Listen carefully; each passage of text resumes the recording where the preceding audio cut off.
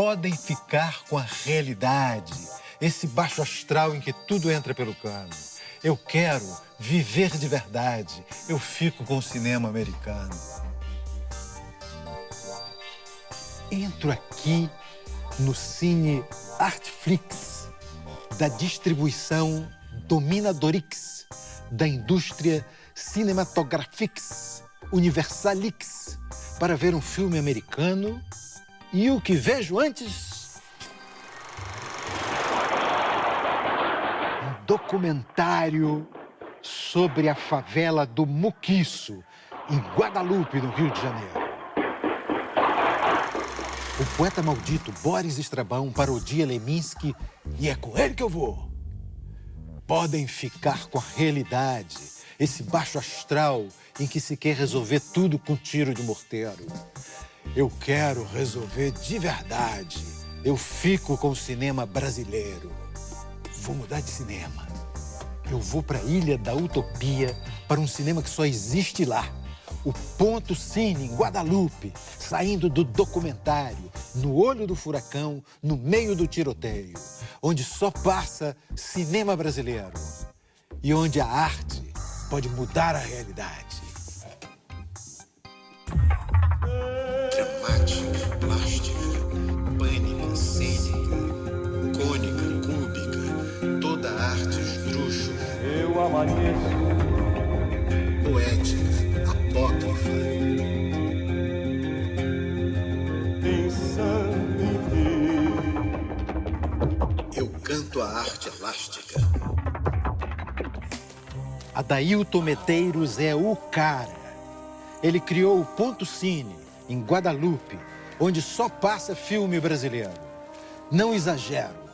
É o maior exibidor de cinema brasileiro do mundo. Com os filmes e com as ações sociais, a biblioteca, os encontros com cineastas, os cursos de cinema, as extensões nas escolas da região, o Ponto Cine acredita no cinema, na arte, na cultura, na utopia. Acabava de ser eleito senador com grande votação e era um dia tão feliz que se fechou na sua casa apenas com Te encontrei. Operador, para aí a sessão instante. Ei, Adailton. E aí, tudo bem? Que bom você aqui no meu cinema. Você sabe que isso aqui é o Ponto Cine Lapa.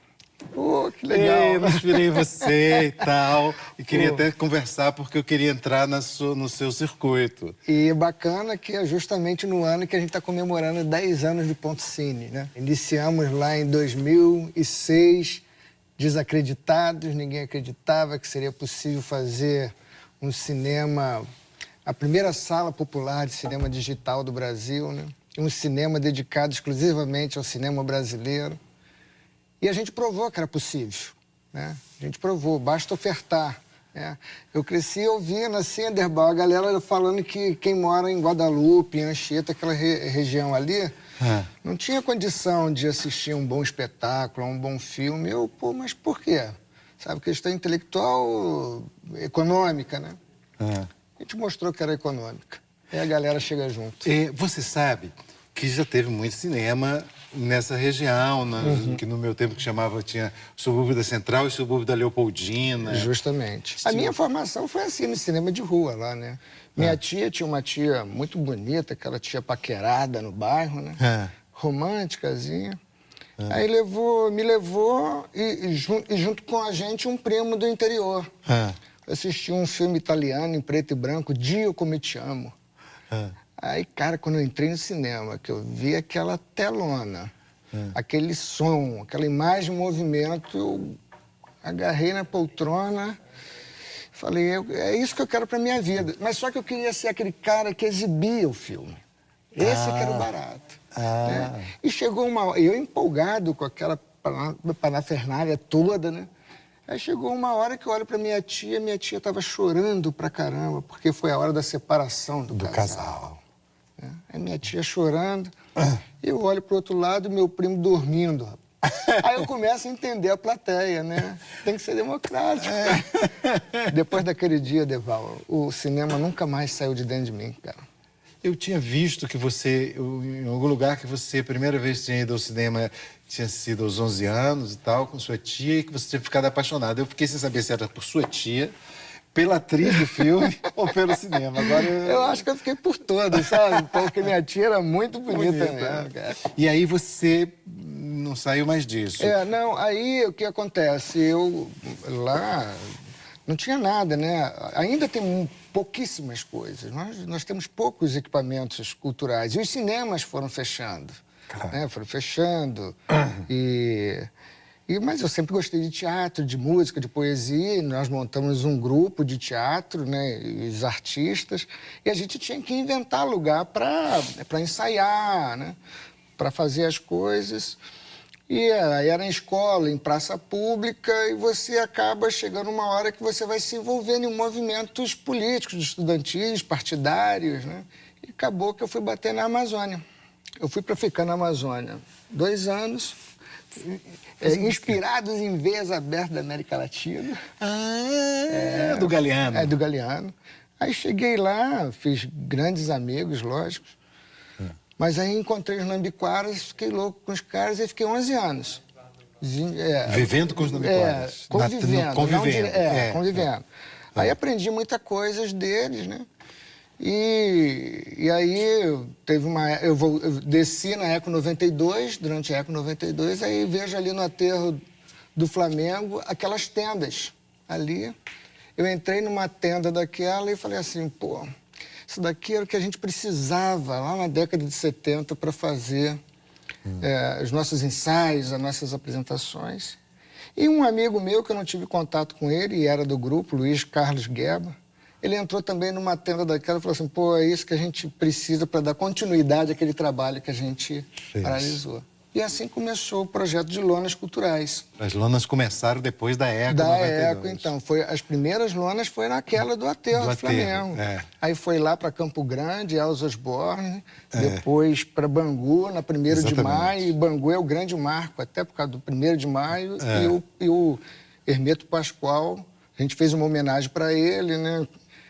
E aí, cara, eu começo as lonas e eu vou fazer cinema nas lonas e aí... Daí começou, você chegou a fazer um cinema dentro da lona? Eu exibia, né? Exibia filmes nas lonas porque a gente estava trabalhando para uma lona lá em Anchieta. Né? A gente queria montar uma lona lá em Anchieta e na época a gente queria fazer uma homenagem a Fernando Montenegro, né?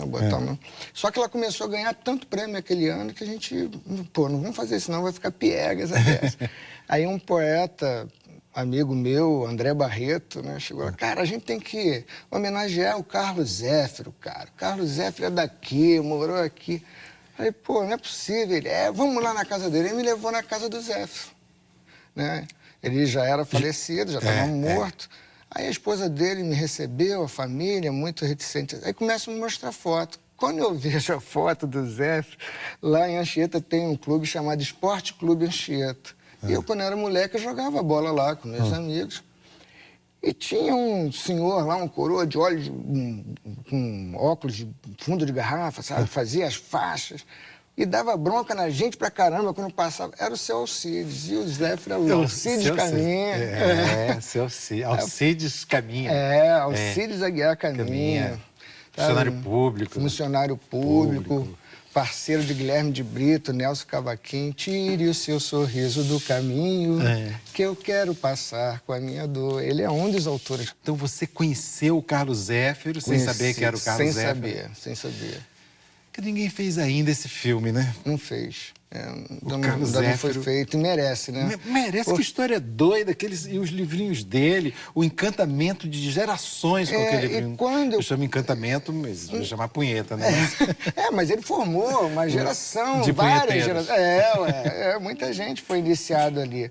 E você sabe que a maioria dos originais dele foram queimados pela família.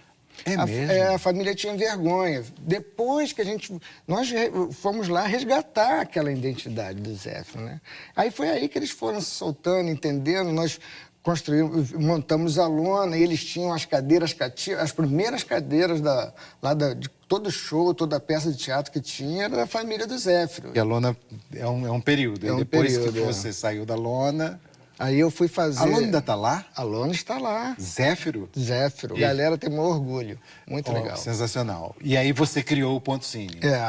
Aí eu fui convidado para trabalhar num projeto chamado Cinema BR Movimento, que era um circuito enorme, né, no Brasil inteiro, fora do circuito comercial, era alternativo, e eu buscava espaço para fazer as exibições. E lá em Guadalupe tinha um shopping, na verdade não é um shopping, é uma galeriazinha pequena, né? Só que ela foi construída e chamou as pessoas para montarem seus negócios ali.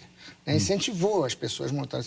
Só que elas não eram profissionais do comércio, faliram e, consequentemente, o shopping foi junto. Só que eu vi ali aquela praça de alimentação vazia, um montão de cadeiras, eu falei, pô, aqui é ótimo para fazer exibição.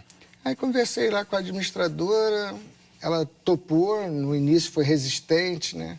E achava que isso ia dar pouquinha gente. Mas eu sei que ela topou. Aí eu fiz a primeira exibição, deu gente pra caramba, foi Tainá, um filme infantil. Né? Uma das versões foi a direção da Tânia Lamarca. Pois é. Então, aí bombou. Eles ficaram nervosos na época, queriam fechar a porta do shopping. Eu falei, pô, não fecha não, se der um problema aqui, as pessoas não têm como fugir, né? Não tem fuga. Aí depois que passou, me chamaram para fazer outra. Aí eu fiz Deus é Brasileiro, do Cacá Diegues, que aí arrebentou. E foi legal que aí, nesse dia, o dono lá do espaço estava lá, ele virou para mim, Adeildo, você não pensa em ter um cinema, não? Eu falei, cara, eu penso nisso todo dia. Só não tenho a grana, não tenho bolso para ter um cinema. Ah, mas vamos montar um cinema aqui, eu tenho 2 lojinhas lá atrás, você entra com 3 equipamentos e a gente toca isso daí. Eu falei, não, mas meus equipamentos não dá para fazer um cinema. No máximo é um cineclube. Aí, pô, vamos fazer assim mesmo. Então vamos fazer com o cineclube. Nesse lance, eu falei, pô, tem que ter conteúdo. Foi onde que eu fui bater lá na Rio Filme. Quando eu chego lá na Rio Filme, queria buscar uma parceria para exibir os filmes, né? Aí chegamos lá, conversando com a Ayrton, né? Falei a minha história toda. Eu, cara, pô, rapaz, nós estamos procurando pessoas que nem você, empreendedoras, sabe, encorajadoras e não sei o quê. Eu falei, porra, já vem esse cara com esse papinho, o que eu quero é filme, não é, né? Ele, não, olha, nós estamos com um projeto aqui para construir 11 salas digitais e você poderia ser um dos parceiros. Falei, pô, legal, mas na verdade eu queria fazer esse teste lá. Ele insistiu e falou uma frase mágica. Ele falou assim, se você topar, nós temos R$81 mil para investir. Cheguei lá, falei com o dono lá do prédio, né? Aí o cara, não, vamos mudar, não vamos fazer mais no final, não. Vamos trazer aqui para o centro. Aí fizemos no centrão mesmo. Teve que tirar uma coluna lá. E comecei a estudar sobre cinema digital. Nós fomos a primeira sala digital do Brasil e a segunda no mundo. Mas o conceito de cinema digital é nosso, né? Porque a gente queria fazer o quê? A gente queria fazer um arranjo de um cinema barato, que coubesse no bolso daquelas pessoas ali, que tivesse associado com a questão ambiental. O cinema digital era para ser muito barato, né? E nós praticamos no Brasil um dos ingressos mais caros do mundo, né? Vai elitizando, né? O cinema é uma coisa de massa. E lá o nosso cinema, o Ponto Cine, é um cinema de desconstrução, sabe? E o ingresso é mais barato? Mais barato. R$8 a inteira e R$4 a meia entrada.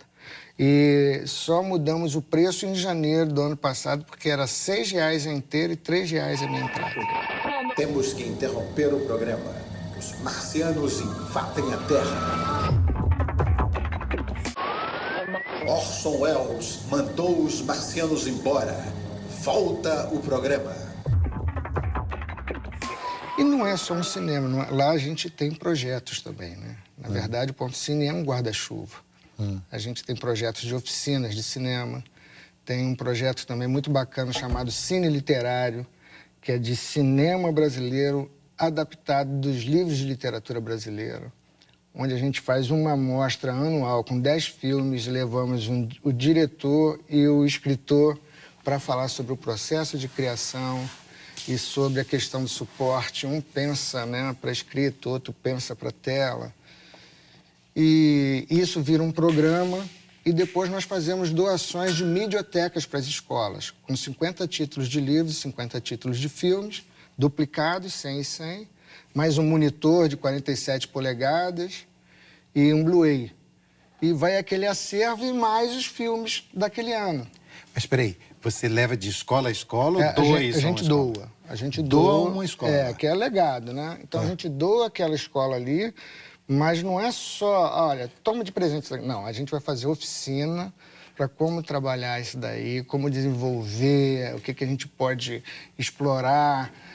Os professores são os nossos grandes parceiros e a gente tem aquela preocupação sempre assim, ó. Quando você passar uma leitura ou exibir um filme, a parada não é pedir um trabalho, não é pedir uma redação. Isso vai jogar contra a literatura, vai jogar contra o cinema. O que a gente tem que formar aqui são críticos de vida, buscar significados de vida. Aí a molecada vai lá, roda, sabe? E começa a fazer as críticas deles e geralmente trazem para si, né? E lógico que a gente foi descobrindo outras coisas também. Tem escola que a gente entrava e perguntava se tinha biblioteca, a escola falava que tinha. Quando nós chegávamos lá, na verdade, ela tinha um amontoado de livros, né? Então a gente sentiu a necessidade de contratar uma bibliotecária documentista para orientar como catalogar livros. A partir do projeto, são catalogados com os alunos e os professores, depois tem um mutirão na escola para fazer a catalogação e a sistematização da biblioteca. Cara, e vocês têm apoio para fazer isso, de Secretaria de Cultura, essas coisas, de educação? A gente trabalha com lei de incentivo, né? Então a gente sai a cata aí para arrumar patrocínio. Aliás, é ótimo falar desse tema porque hoje em dia tem uma espécie quase de criminalização da lei de incentivo. Uma coisa que diz que quando o artista está defendendo uma posição é porque ele está mamando nas leis de incentivo. É absurdo isso. Que é um total absurdo. Eu conto essa história lindíssima, incrível, sua, e que só pode se manter com isso. Nós fizemos um trabalho naquela escola Tássio da Silveira, onde aquele menino, um ex-aluno, cometeu um atentado. Aí nós fomos lá para dentro da escola para dar oficinas com 60 alunos, 60 estudantes. Aí era contraturno, sabe? Íamos fazer 6 filmes. 6 filmes, os curtas, mas a gente trabalha toda a cadeia cinematográfica. Então é desde a produção, passando ali pela distribuição, a exibição. Aí nós fomos para lá e lá nós conseguimos uma grana a mais de uma sobra de outro projeto. Cara, nós construímos uma sala de cinema com tela polifônica, som 5.1, cortina termoacústica dentro da escola. Olha só, a garotada está deitando e enrolando. Maravilha. Porque eles são muito bons. Nós íamos, na produção desses filmes, cada um tinha quando chegou a época de filmar, aqueles adoram, cada um tinha 2 dias para filmar. Então alugavam o equipamento. A extensão, a expansão do Ponto Cine, é isso que você está me contando. As escolas onde você faz esse trabalho sensacional. Onde que eu vou formar a plateia? A plateia está na escola. Quando a gente fala assim, a comunidade está na escola. Sabe, quando eles vão exibir um filme lá, um final de semana, são as famílias que vão... quebrar o muro da escola com a coisa mais simples que tem, com a arte. Essa garotada tem um potencial muito grande. Essa garotada, quando a gente dá um instrumento para eles, cara, eles deitam e rolam. A gente levou um maquinário lá para fazer um 360 e põe trilho, põe não sei o quê. E mostramos como é que era, eles adoraram aquilo. Levamos um dia montando todo o equipamento. Na semana seguinte, cheguei lá, um garoto falou assim, aí, professor, fiz um 360 também. Falei, como ele? No meu celular. Falei, aí vi. Falei, pô, impossível ele ter feito isso. Falei, mas como você fez? Ele, eu peguei um cabo de vassoura, amarrei o meu celular, botei o meu irmão sentado numa cadeira dessa de rodinha e rodei ele, porque tinha um contrapeso. Então, rodei naquele movimento. Eu falei, tudo bem, isso daí tudo legal, mas essa imagem, como é que você captou ele? Não, eu peguei uma lente, essas lentes de aumento, e botei na frente da captação do celular. pô, esse cara, sabe, ele tem um sentido para pesquisar muito grande. Ele é um pesquisador. Não estou dizendo que ele vai ser um cineasta, um ator, um diretor, mas ele é um pesquisador. Essa relação entre educação e cinema que você faz é incrível. Assim como essa que você faz na sua camisa, entre arroz, feijão e cinema. É, arroz, feijão e cinema, porque a gente acredita que cinema é um alimento básico, né? Eu vejo cinema como qualidade de vida. Quando eu falo que é qualidade de vida, porque quando você se dispõe a ficar 1h30, 1h40 no cinema, assistindo aquele filme, pô, quando você sai dali, você sai outro. Então, o que acontece? Aquela turma ali, quando senta, ela invade a tela, dá a volta ao mundo, e quando ela retorna, é outra, cara. E eu comparo muito, assim, com farmácias. Nós temos mais de 80 mil farmácias no Brasil. Se nós tivéssemos mais cinemas, provavelmente teríamos menos farmácias. E você tem sessões diárias? Diárias. São 4 sessões diárias, de terça a domingo. Segundas são para sessões especiais, né? Que a gente faz debates, tem as oficinas, mas a gente faz 2, 4, 6 e 8 horas. Né? E lançamento de filme. Nós somos cinema lançador. Né? E o que é legal... E brasileiro, sim. Brasileiro. Lá no comecinho, os diretores, os atores, e até hoje, né? Mas principalmente lá, eles foram muito solidários com a gente. Né? Tinha um filme, a gente chegava, pô, vem aqui conversar com a plateia, é uma questão, a gente faz um trabalho de pertencimento, autoestima. E a galera começou a ir. E sendo franca, eu me lembro, o primeiro filme que o Zelito Viana foi exibir lá, foi num sábado de manhã, um sol danado. Quando ele chegou no cinema, plateia lotada, cara, ele falou assim, nossa, eu jamais imaginava que ia chegar aqui e ia ter gente para assistir meu filme com esse sol. E outra, pensei que era um puleirinho. Cara, isso daqui é um cinema de verdade, um cinema bonito pra caramba.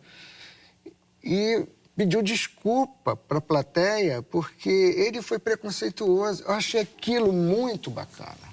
Sabe, se expor e ao mesmo tempo trazer todo mundo para ele. Ele, o Ferreira Goulart, pô, arrebentou. Foi um debate lindo, sabe?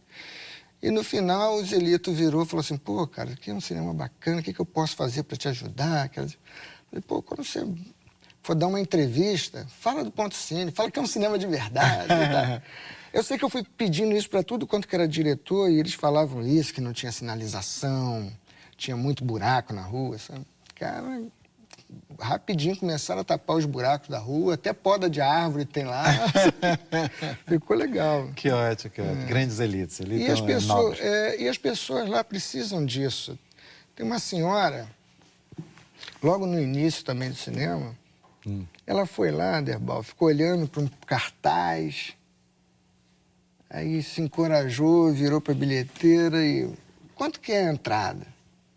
Aí a bilheteira é R$6 a inteira e R$3 a meia entrada. Ela voltou, olhou de novo o cartaz, não se conteve, virou para a bilheteira. Não leva mal não, mas meia entrada me dá direito só assistir até a metade do filme. Olha que só, história. cara. Essa mulher merece cinema, né? Essa merece cinema. E é essa plateia que a gente vem trabalhando. Eu acho que lá os artistas, os atores, os diretores, quando vão no Ponto Cine, gostam, sabe, de ver a franqueza daquele público.